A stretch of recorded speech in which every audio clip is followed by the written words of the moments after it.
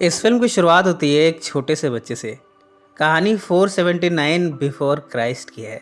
इस बच्चे को स्पार्टन डॉक्ट्रिन के हिसाब से रखा जाना है। उसे महान योद्धा बनाने की तैयारी चल रही है। उसकी मदर से उसे फोर्सफुली छीन कर उसे लड़ाई की कला सिखाई जाती है। उसे स्ट्रांग बनाने के लिए उसे रोज कोड़ों से मारा जाता है।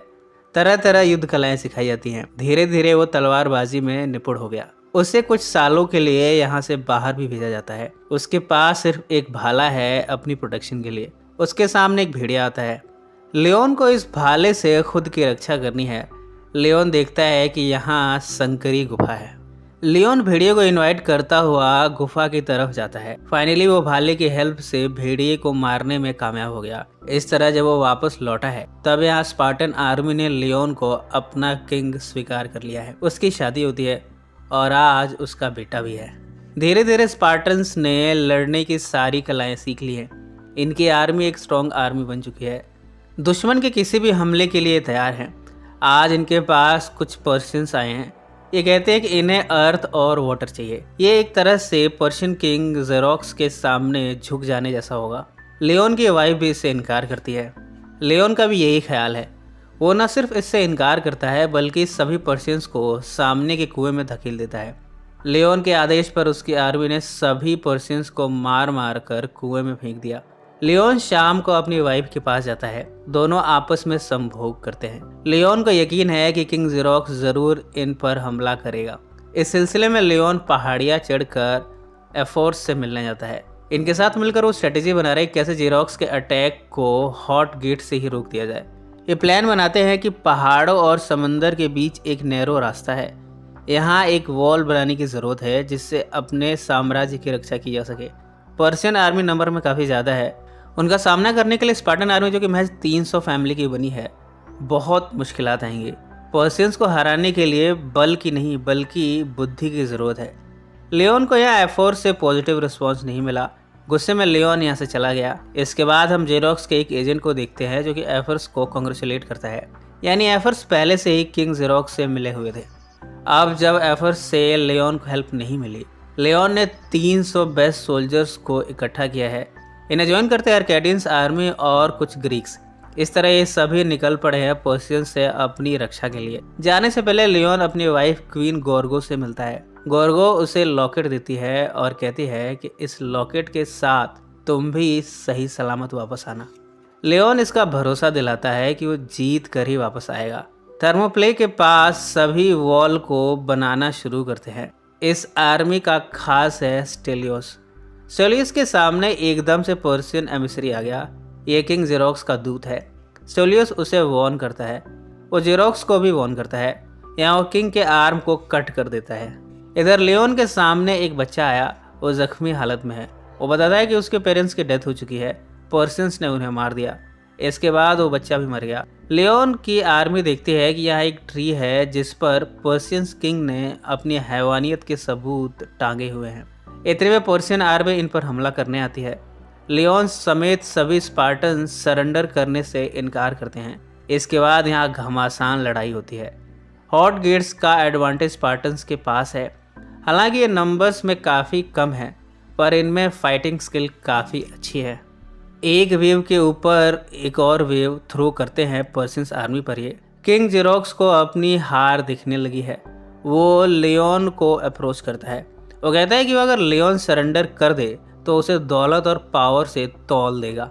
यहाँ वो उसे यूरोप का राजा बनाने का भी ऑफर देता है। लियोन यहाँ इन सब से इनकार कर देता है। और जेरोक्स के सैनिकों का भी मजाक उड़ाता है जिनमें लड़ने की कला नहीं है। ये बात जेरोक्स को पसंद नहीं आई। उसने अपने इमोर्टल सोल्जर्स को भेजा है स्पार्टन्स को मार गिराने के लिए। शुरू में तो वो कामयाब भी हो गए। स्पार्टन्स एक एक करके मरने लगे। ऐसा लगा जैसे इस बार पर्शियंस आर्मी जीत जाएगी। पर तभी आर्केडियन स्पार्टन्स की हेल्प करने आए। यहाँ धुआंधार लड़ाई हुई और अंत में स्पार्टन्स ने इमोर्टल्स को भी हरा दिया। इस तरह रात हो गई पर यह लड़ाई अभी ख़त्म नहीं हुई। अगली सुबह जेरोक्स एशियन आर्मी को भेजता है। पर्शियन स्टेट्स की आर्मी भी इन्हें ज्वाइन करती है। इस आर्मी के पास हाथी भी है। हाथी एक एक करके स्पार्टन्स को कुचलने लगते हैं। स्पार्टन्स अपनी फाइटिंग स्किल से इन हाथियों को भी पीछे खदेड़ कर इन्हें खाई में गिरा देते हैं। इन सब में एक सैनिक स्पार्टन्स के साथ धोखा करता है और जिरोक्स से मिलकर एक सीक्रेट पाथ को डिस्क्लोज कर देता है। बदले में जिरोक्स उसे दौलत और ढेर सारी औरतें गिफ्ट में देता है। इसके साथ ही उसे पर्सन्स यूनिफॉर्म भी दिया गया है। स्पार्टन्स की तरफ से लड़ रही अर्केडियन आर्मी को जब इसका पता चला तब वो ये वॉर नहीं लड़ना चाहते, पर स्पार्टन्स अभी भी ये जंग लड़ना चाहते हैं। लियोन अपने खास डिलियोस को कहता है कि वो स्पार्टा जाए और बताए कि किस तरह इस आर्मी ने पर्शियन आर्मी का सामना करके उन्हें खदेड़ दिया है, उन्हें हार स्वीकार करने पर मजबूर किया है। इधर लियोन की वाइफ क्वीन गोर्गो समझती है कि स्पार्टन्स आर्मी काफ़ी कम है, उन्हें हेल्प की ज़रूरत है और स्पार्टन काउंसिल से और भी सोल्जर्स भेजना चाहती है, पर वो पॉलिटिशियन थेरॉन जो कि स्पार्टन काउंसिल को ओन करता है वो इससे इनकार करता है। वो कहता है कि वो एक शर्त पर सोल्जर्स भेजेगा। क्वीन गोर्गो पूछती है कि वो शर्त क्या है। थेरॉन कहता है कि क्वीन गोर्गो को उसके साथ संभोग करना होगा। पहले तो गोर्गो इससे इनकार करती है, पर स्पार्टा की रक्षा के लिए वो इसके लिए राजी हो गई। इस तरह क्वीन गोर्गो थेरॉन को संभोग का सुख देती है। थेरॉन बड़े हिंसक तरीके से गोर्गो के साथ संभोग करता है। इसके बाद काउंसिल के सामने गोर्गो आर्मी की डिमांड करती है, पर यहाँ थेरॉन उसके साथ धोखा करता है। थेरॉन सबके सामने ये डिस्क्लोज करता है कि उसने गोर्गो के साथ संभोग किया है। वो गोर्गो को वैश्या कहकर बुलाता है और आर्मी भेजने से इनकार करता है। गोर्गो यहाँ गुस्से में आकर सबके सामने ही थेरॉन को मार देती है। उसके पास से कुछ गोल्ड बरामद हुए हैं जो कि पर्शियन गोल्ड है। इसका मतलब ये हुआ कि थेरॉन पर्शियन से मिला हुआ था।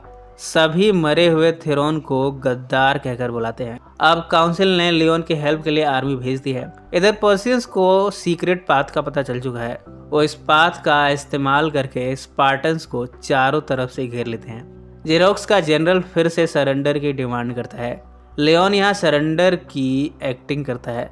मौका देखकर सिलियोस जनरल को मार देता है। जिरोक्स भी गुस्से में अपनी आर्मी को अटैक करने का आदेश देता है।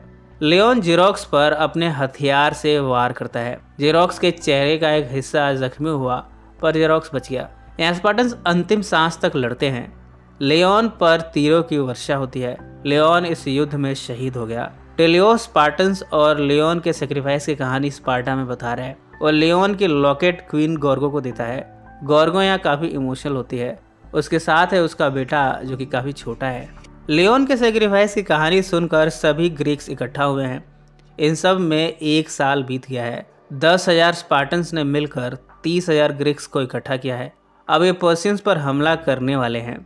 डिलियोस इस आर्मी का हेड है और ये पर्शियन से लड़ने को निकल पड़े हैं। इसी नोट पर यह फिल्म समाप्त हो जाती है। इसके अगले पार्ट में पता चलेगा कि आगे क्या होने वाला है। इस लड़ाई में कौन जीतेगा, पर्शियंस या फिर स्पार्टन्स।